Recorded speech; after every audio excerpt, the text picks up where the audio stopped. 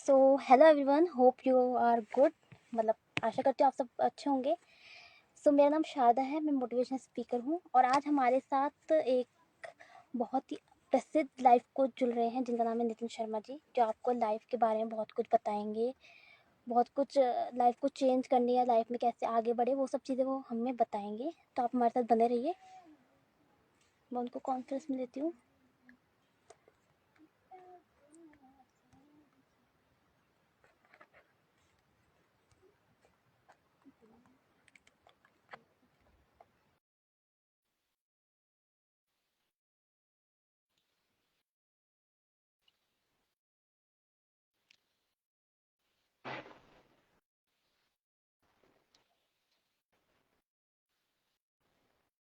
Hello sir, good morning.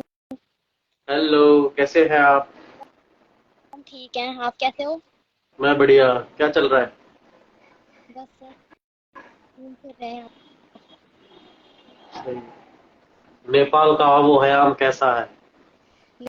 Nepal में हो रही है ठंड, बहुत तेज। सही है, यहाँ हो रही है गर्मी।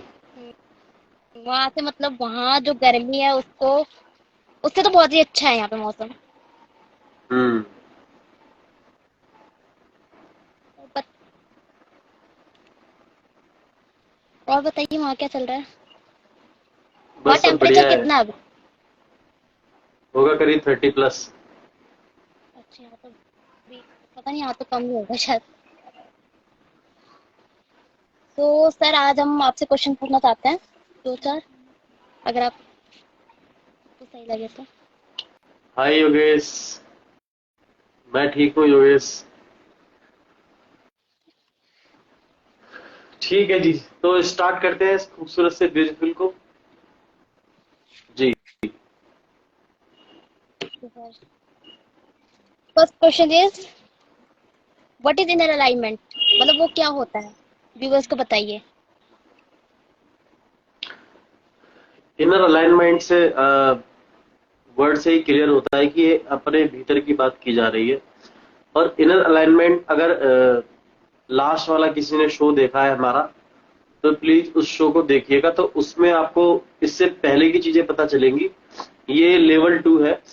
तो डायरेक्ट आप इसको देखोगे, ऐसा नहीं है कि इसको देखने से समझ में नहीं आएगा, समझ में आएगा, लेकिन आप बेहतर देखना चाहते हैं और अच्छा देखना चाहते हैं, तो आप पहले के उसमें देखिए जाके जो लेवल 1 है, उसमें मैंने इससे पहले की बातें बताई है। अब इनर इनर अलाइनमेंट क्या होता है मैं बताने वाला हूं। मैं इनर का मतलब होता है भीतर, अंदर, यानी अपने स्वयं के भीतर।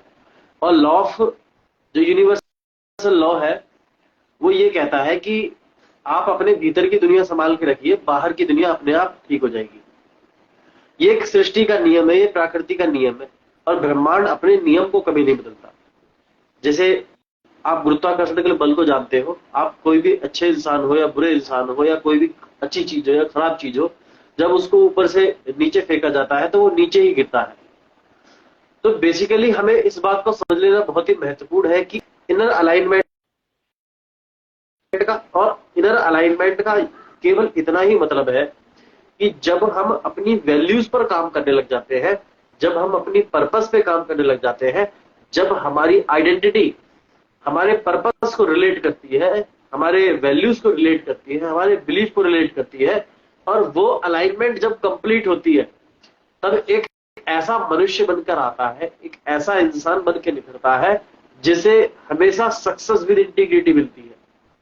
एक ऐसा सक्सेस बन के निकलता है, ऐसा शख्स बनकर निकलता है वो, कि जहां पर भी वो जाता है, जिस चीज के लिए भी जाता है, वो हमेशा हाई वाइब्स में रहता है, हमेशा पॉजिटिव इंटेंशन क्रिएट करता है। तो बेसिकली इनर अलाइनमेंट का यही मतलब है कि हमारे भीतर की जो अलाइनमेंट है, अगर मैं इसको और ज्यादा न्यूरो साइंस से समझाने की कोशिश करूं, तो हम सभी जानते हैं कि हमारे ब्रेन में न्यूरॉन सेल होते हैं। यानी वो कोशिकाएं होती हैं जो जिसमें हमारी मेमोरी पड़ी होती है, इवेंट्स पड़े होते हैं, जिंदगी घटनाएं पड़ी होती हैं। और बेसिकली वो नर्वस सिस्टम ही हमारी पूरी बॉडी को कंट्रोल करता है, यानी हमारी मनस्थिति को कंट्रोल करता है। जैसे हम स्टेट कहते हैं, क्रिकेट में फॉर्म कहते हैं, और आम आदमी उसे मूड कहता है। तो उस जो हमारा नर्वस सिस्टम होता है वो इस चीज को कंट्रोल करके रखता है। हमारे जीवन में क्या चल रहा है, हम कैसे बिहेव कर रहे हैं, हमारे एक्शंस क्या है, हम हम अपने गोल के प्रति किस तरीके से बढ़ रहे हैं।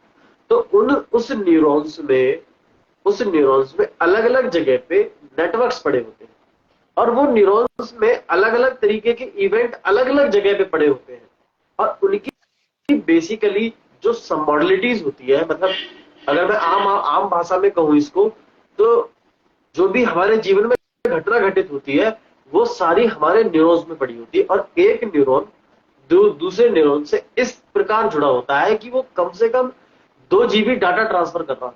उसमें 2 GB डाटा होता है, यानी हमारे ब्रेन में 80 से लेके 100 बिलियन, यानी 80 अरब से लेके 100 अरब तक उसमें न्यूरॉन्स होते हैं, और वो न्यूरॉन्स में 2 GB डाटा होता है। तो आप एक अंदाजा लगा सकते हैं कि हमारे पास एक बहुत बड़ा एक विशालकाय नेटवर्क है हमारे ब्रेन में, और उसी नेटवर्क में हमारे ये अलाइनमेंट होती है। हम अपनी लाइफ से जब जब भी हम इस चीजों को लेके चलते हैं, तो बेसिकली हम अपनी लाइफ को अलाइंड कर पाते हैं। हम ये जान पाते हैं कि हमारे जीवन में हमें क्या करना है, क्या नहीं करना है। उदाहरण के तौर पर, अगर किसी मनुष्य का जीवन का पर्पस इतना बड़ा है कि वो 1 लाख बच्चों को एजुकेशन देना चाहता है, जो जिनके पास वो पे करने के लिए अमाउंट नहीं है, वो 1 लाख लोगों को या 1 करोड़ लोगों बच्चों को वो एजुकेशन देना चाहता है, तो उसका एक बहुत बड़ा पर्पस निकल कर आएगा। और उस पर्पस के लिए उसकी वैल्यूज होगी। कुछ वैल्यूज क्या होगी, इंपॉर्टेंट क्या होगा उसके लिए, कि उसके लिए अब पैसा कमाना इंपॉर्टेंट है, उसके लिए हेल्थ इंपॉर्टेंट है, उसके लिए लॉन्ग एज इंपॉर्टेंट है। जिसका जिंदगी का इतना बड़ा पर्पस होगा, तो क्या वो किसी पब में या क्लब में बैठ के अल्कोहल कंज्यूम करेगा? क्या वो अपने दोस्तों के साथ में बैठ के ड्रग्स लेगा, स्मोकिंग करेगा? नहीं करेगा, क्योंकि अब उसके जीवन का पर्पस बहुत बड़ा हो गया है। जब उसके जीवन का पर्पस बहुत बड़ा हो गया है, तो इसका मतलब वो अपनी वैल्यूज पर काम करने लग जाएगा। और वो वैल्यूज वो जानता है कि जब उसे 1 लाख बच्चों को पढ़ाना है, तो उसके लिए इंपॉर्टेंट पैसा कमाना भी है। तो वो फोकस करेगा अर्निंग मनी पे, किस तरीके से पैसा कमाए। तो जब ये इनर अलाइनमेंट आपकी हो जाती है, तब आपको अपने जीवन से सारी शिकायतें खत्म हो जाती हैं, आपकी प्रॉब्लम्स, तकलीफें खुद ब खुद खत्म हो जाती है। और एक सबसे खूबसूरत चीज वो यह होती है कि आप एफर्टलेसली अपनी चीजों को जीवन में अट्रैक्ट कर रहे होते हैं, जो आपको सच में चाहिए होता है। ना कि आप मांग रहे होते हैं, ना कि आप झटपटा रहे होते हैं, ना कि आप बेचैनी दिखा रहे होते हैं। क्योंकि जब आप एफर्टलेसली चीजों को अट्रैक्ट करने लग जाते हैं अपने जीवन में, तब इसका मतलब ये है कि आपकी इनर अलाइनमेंट हो चुकी है। यानी आपका सबकॉन्शियस माइंड प्रोग्राम्ड है व्हाट यू रियली वांट। यानी आपका जो माइंड है उसमें पहले से ही वो चीजें इम्प्लांट्स है that you want to attract, यानी जो आप अपने जीवन में एक्चुअल में चाहते हैं। लेकिन यहीं पे एक प्रॉब्लम हो जाती है, कि जब आप एफर्ट्स कर रहे हो उन चीजों को अट्रैक्ट करने में जो आप एक्चुअल में चाहते हो, तो इसका मतलब ये है कि वो इनर अलाइनमेंट नहीं है, वो इम्प्लांट्स नहीं है, और वो प्रोग्रामिंग नहीं है आपके पास। अब आप उस जो बेचैनी दिखा रहे हो, जो उतावलापन दिखा रहे हो कि मेरे पास ये गाड़ी नहीं है, मेरे पास ये कार नहीं है, मेरा बिजनेस अच्छा नहीं चल रहा है, मेरे पास फला क्लाइंट नहीं आ रहा है, मेरा एम्प्लॉय ढंग से काम नहीं कर रहा है, मेरा बच्चा ढंग से नहीं पढ़ाई कर रहा है, मेरी सोसाइटी खराब है, मेरे साथ में प्रॉब्लम है। जब आप इस तरीके से बिहेव कर रहे होते हो, that means you are wrong program subconscious mind. और ऐसा रॉन्ग प्रोग्राम सबकॉन्शियस माइंड जो होता है, वो मनुष्य अपने जीवन में कभी कुछ नहीं कर पाता। वो केवल एक उलझन में रहता है, नेगेटिव इमोशन में उलझ के रह जाता है, और फिर नेगेटिव इमोशंस उसके बिहेवियर और नॉन बिहेवियर, यानी वर्बल और नॉन वर्बल, उसमें दिखाई देते हैं, एक्शंस में। और फिर उसे समाज में एक नाम दे दिया जाता है, वो उसे हम डिसीज कहते हैं। डिसीज का अगर हम समझने की कोशिश करें, तो वो कहता है डिस ईज, यानी एक ऐसा शरीर जो आराम में नहीं है, जो तकलीफ में है, ईज। हम कहते हैं ना इजी, वो ईज नहीं है, डिस ईज, मतलब आसान, जो चीजें आसानी से हो जाती है, जो आराम से हो जाता है, वो तकलीफ में जी रहा है। ये बहुत ही इंपॉर्टेंट है। आम आदमी इसको बहुत मुश्किल से समझने की कोशिश करता है, वो समझ नहीं पाता है इस चीज को कि एक्चुअल में जो उसकी जीवन है, जो उसका लाइफ है, वो सब कुछ प्लान्ड है, वो सब कुछ प्रोग्राम्ड है। और जब उसको ये बात आभास हो जाता है, जब उसको ये बात का पता लग जाता है कि अब मेरा जीवन जो है वो ऐसा ही चल रहा है, क्योंकि उसने बचपन से देखा ही नहीं कभी कुछ ऐसा। उसने देखा नहीं कि हम प्रॉस्पेरिटी को अट्रैक्ट कर सकते हैं, वो जानता नहीं, वो जानता नहीं कि हम रॉयल्स रॉय हो चाहे मर्सिडीज हो, हम उसे इजीली ले सकते हैं। हम हमें बस उसको इम्प्लांट्स करना है अपने अवचेतन मन में। और आकर्षण के नियम को हम बाखूबी से जानते हैं। वो ये कहता है कि जो भी आप अट्रैक्ट करना चाहते हैं, उसके लिए आपको वैसा बनना पड़ेगा। अगर आप चाहते हैं कि आपसे सामने वाला अच्छे ढंग से बर्ताव करे, तो आपको अच्छा बनना पड़ेगा। अगर आप चाहते हैं कि दुनिया आपसे प्रेम करे, दुनिया आपको चाहे, तो आपको अपने आप से प्रेम करना पड़ेगा। अपने आप को शीशे में खड़े होकर अपने आप को 4 बार चूमना पड़ेगा। आपको देखना पड़ेगा कि मैं तो सच में, और ये सच बात भी तो है, हम यूनिवर्स के एक हाई फॉर्म ऑफ क्रिएशन है। We are a good form of creation, we are unique form of creation. लेकिन हम इसको देखने की बजाय हम उन तकलीफों को देखते हैं, उस प्रॉब्लम्स को देखते हैं जो हमारे सामने बार बार आ रही होती है। हम उन्हीं की जिक्र करते हैं, हम उन्हीं की चर्चा करते हैं, उन्हीं की शिकायतें करते हैं। और बहुत सारे लोग मेरे पास आते भी है तो वो प्रॉब्लम्स लेके आते हैं। तो मैं यही बताता हूं हर मनुष्य को कि हम कंटेंट पे काम नहीं करते, हम कंटेंट फ्री काम करते हैं। हम सिम्टम्स पे काम नहीं करते। हम आपके, भाई मैं अगर कैंसर ठीक करने वाला होता, मैं पेप्टिक अल्सर ठीक करने वाला होता, मैं माइग्रेन और ट्यूमर ठीक करने वाला होता, तो मैं एक डॉक्टर होता, एक किसी हॉस्पिटल में या किसी क्लिनिक पे बैठा होता। मैं ना तो कैंसर ठीक करता हूं, ना मैं पेप्टिक अल्सर ठीक करता हूं, ना मैं थायराइड ठीक करता हूं। तो मैं, अब बात ये आती है कि ये इस चीज से क्या रिलेशन है।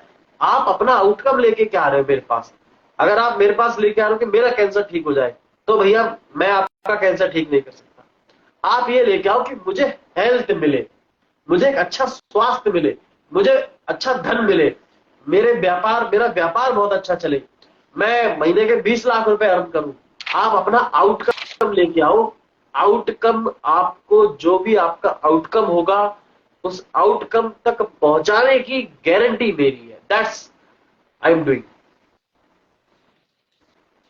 तो इनर अलाइनमेंट यही कहता है कि आपके पास एफर्ट्स लगाने पड़ रहे हैं, आपको मेहनत करनी पड़ रही है, आपको स्ट्रगल करना पड़ रहा है, आपको बेचैनी आ रही है, you are going with negative emotions, है ना, आपको डिसीज हो रही है या कोई भी प्रॉब्लम हो रही है, कि दैट्स मीन्स आपके ब्रेन में वो न्यूरल पाथवे इतने स्ट्रांग हो चुके हैं, वो न्यूरल नेटवर्क इतने स्ट्रांग हो चुके हैं कि वो न्यूरल नेटवर्क न्यूरल पेप्टाइड से आपकी पूरी बॉडी में वो इंफॉर्मेशन दे रहे हैं। कौन सी वाली? जो आपको नहीं चाहिए। तो ये कहां की समझदारी हुई कि जो चीज आपको नहीं चाहिए उसके बारे में आप सोच रहे हो, चर्चा कर रहे हो, बातें कर रहे हो, प्रॉब्लम को सॉल्यूशन ढूंढ रहे हो। तो ये प्रॉब्लम का सॉल्यूशन कभी नहीं हो सकता। इसीलिए आम आदमी इसी में उलझकर और अपने जीवन पर उसी में अपना पतन कर लेता है। अब सवाल ये भी पैदा होता है कि इंसान उलझा हुआ आपको 3 या 4 चीजों में उलझा मिलेगा।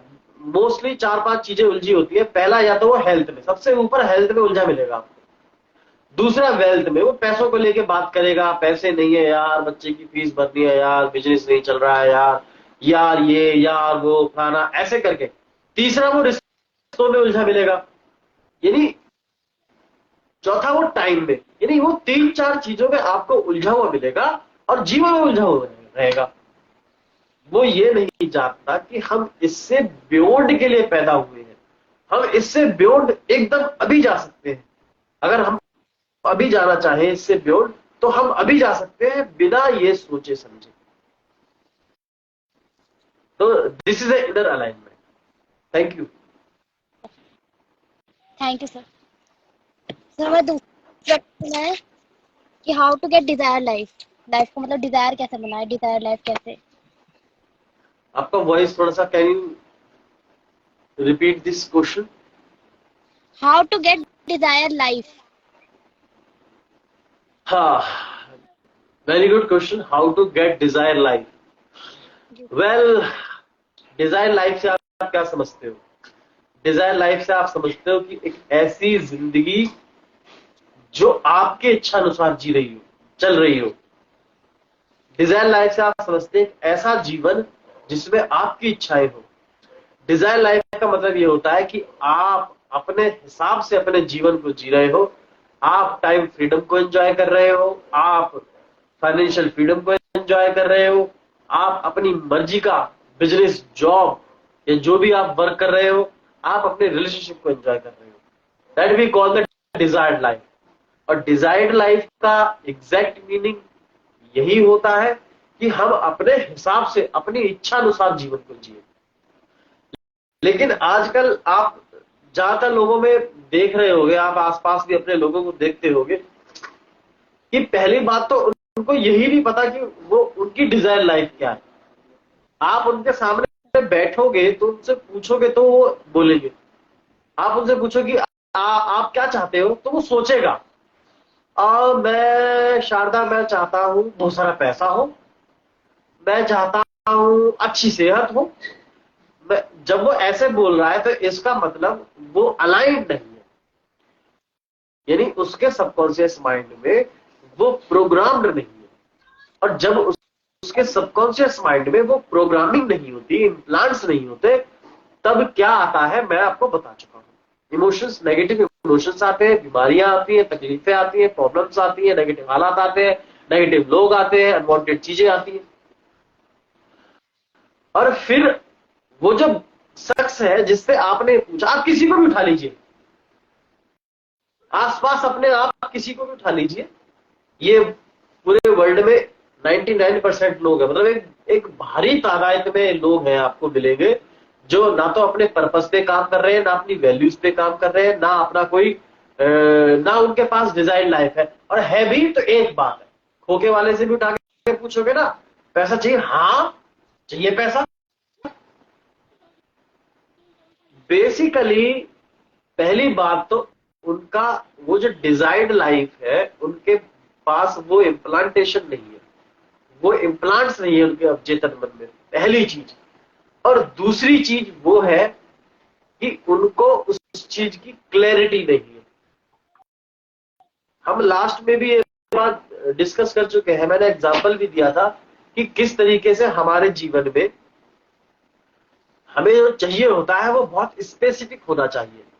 आप कभी मार्केट में बिना कुछ तय करे कि आपको लेना क्या है, या चलो ठीक है मान के चलो आप घर से निकले हो और एक बड़े से मार्केट में गए हो, और आप घर से चलो ये डिसाइड कर लिया सबको सबको पैसा चाहिए, सबको सेहत चाहिए, सबको अच्छे रिश्ते चाहिए, चाहिए सबको।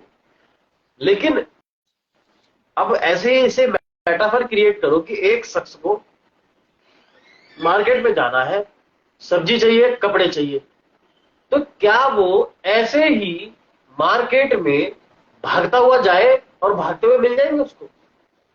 No sir. कोई नहीं देने वाला उसको। क्यों नहीं देने वाला? कि जब तक आप दुकानदार को यह नहीं बताओगे कि आपको कितना राशन चाहिए, कितनी चीनी चाहिए, कैसे कपड़े चाहिए, ये सब कुछ कैसे चाहिए, बिल्कुल स्पेसिफिक, आपको तो कुछ नहीं देने वाला। तो ये ब्रह्मांड, यूनिवर्सल लॉ इसी तरीके से काम करता है। तो डिजायर्ड लाइफ यही होती है, हमारी इच्छा अनुसार वाली लाइफ। Thank you Sharda. तो ज्यादा आपका टाइम नहीं लूंगी, लास्ट क्वेश्चन पूछ रही हूँ। ठीक है सर। तो how to connect with universe, मतलब यूनिवर्स से कैसे कनेक्ट करें हम। मतलब बहुत से लोग होते हैं, बहुत से लोगों का क्वेश्चन है ये। Well, this is my favourite topic, how to connect with universe. Yes sir. ये जो इतनी बड़ी बड़ी बातें हैं, आप जानते हो कि ये आम लोग इस बात को जानते तक नहीं है, यस सर। है ना? आपको ना दुनिया में दो तीन लोग मिलेंगे। एक शख्स तो वो मिलेगा जिसको पता भी नहीं है और जो बदलना भी नहीं चाहता, जिसको ये पता भी नहीं है ये कैसे बदलेगा, और उसको ये भी नहीं पता कि ये बदलेगा भी नहीं, बदलता भी है। आप बात समझ रहे हो? ऐसे बहुत सारे लोग मिलेंगे आपको करोड़ों की तादाद में, जिनको ये भी नहीं पता कि उनका जीवन बदला जा सकता है। उनको ये नहीं पता कि उनका जीवन बदला जा सकता है, और उनको ये भी नहीं पता कि कैसे बदला जा सकता है। ये बिल्कुल निखद लोग होते हैं, बिल्कुल निखद, जो सुबह जाते हैं, खाना खा के जाते हैं और इतना बड़ा रोटी का डब्बा, लंच का डब्बा लेके और फिर खाते हैं और सो जाते हैं। इनके अलावा इनके जीवन में और कोई चीज नहीं होती। इनकी सैलरी 15 से 17 कर दी जाती है, 17 से 19 कर दी जाती है, 19 से 22 कर दी जाती है, 22 से 25 कर दी जाती है, और फिर जब ये बूढ़े हो जाते हैं तब इनको सैलरी मिलती है 50,000। तभी अपने बच्चों से या जो आसपास के लोग होते हैं उनको उस स्प्लेंडर प्लस लेके घूम रहे होते हैं और बताते हैं कि देखो हमने हमने कर दिखाया है, हमारी सैलरी देखो कितनी है, हमने ये कर दिखाया है। तो ये वो वाले लोग होते हैं, इनको नहीं पता होता कुछ भी। दूसरे टाइप के वो लोग होते हैं जिनको पता तो है कि जीवन बदला जा सकता है, लेकिन ये नहीं पता कि कैसे बदला जा सकता है।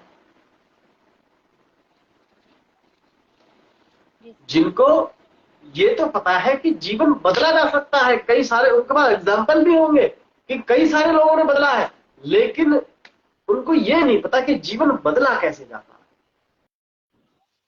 और अब आते हैं तीसरे टाइप के, जो ज्ञानी बाबा लोग।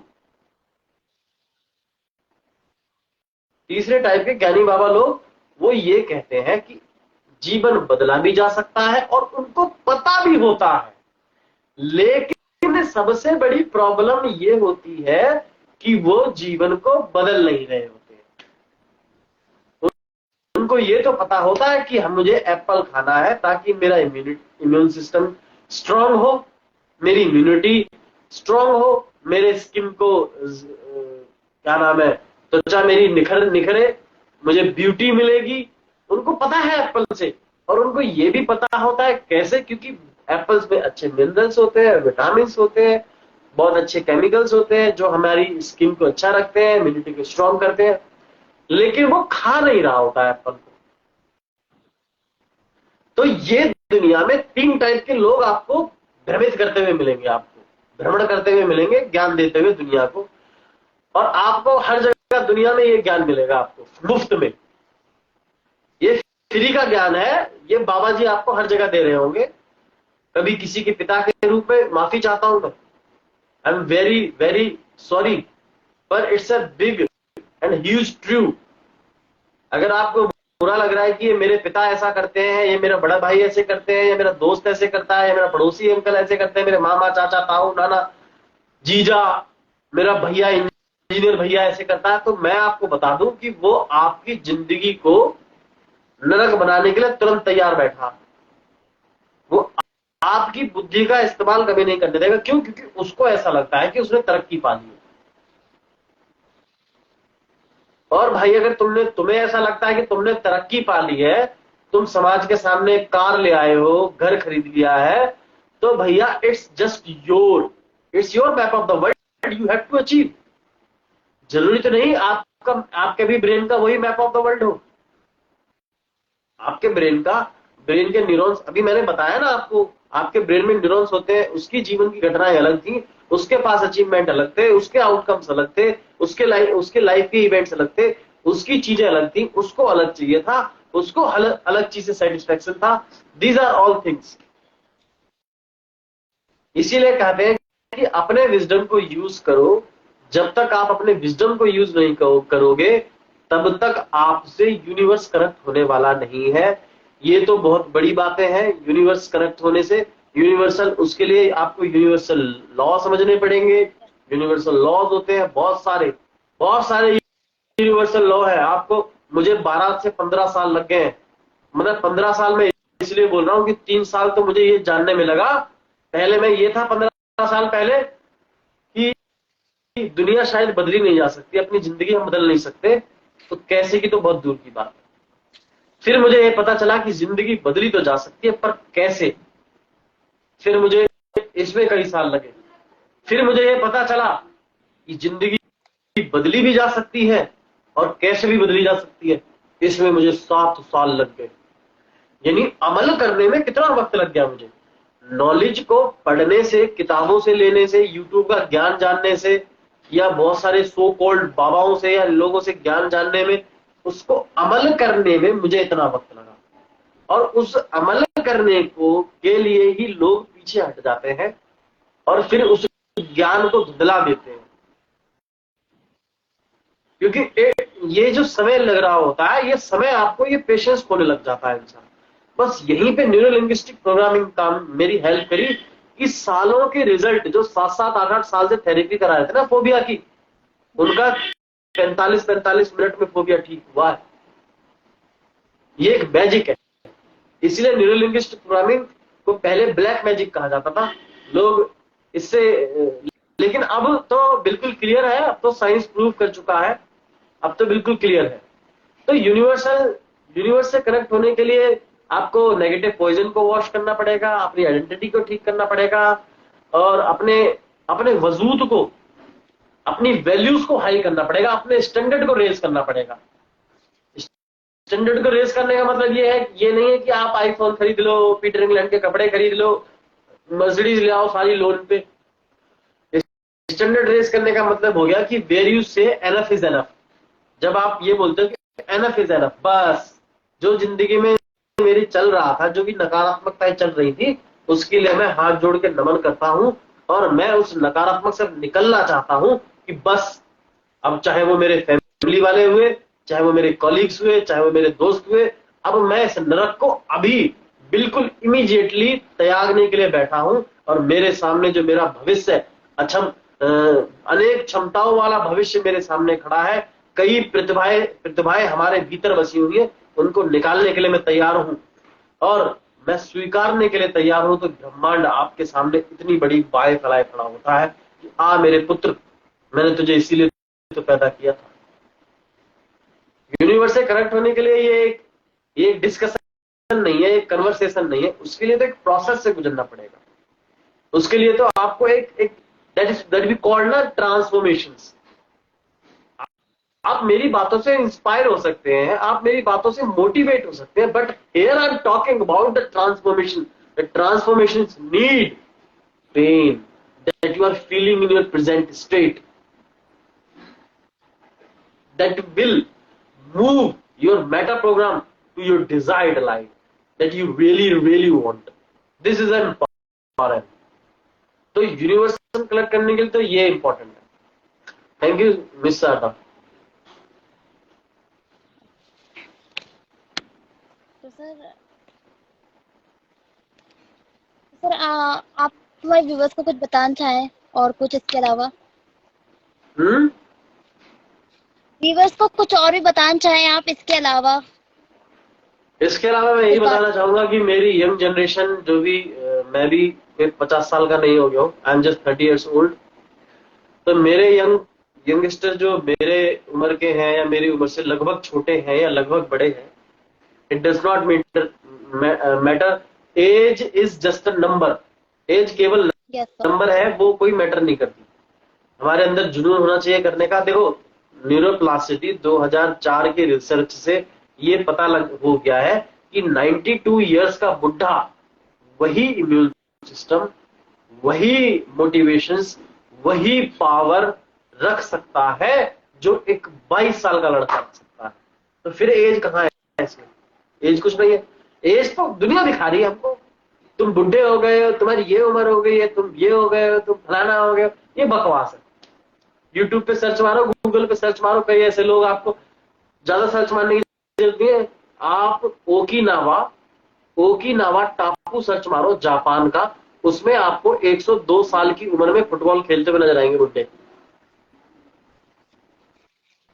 103 साल की, 90 साल की, 92 साल की उम्र में कबड्डी खेलते हुए नजर आएंगे, वो वॉलीबॉल खेलते हुए नजर आएंगे आपको।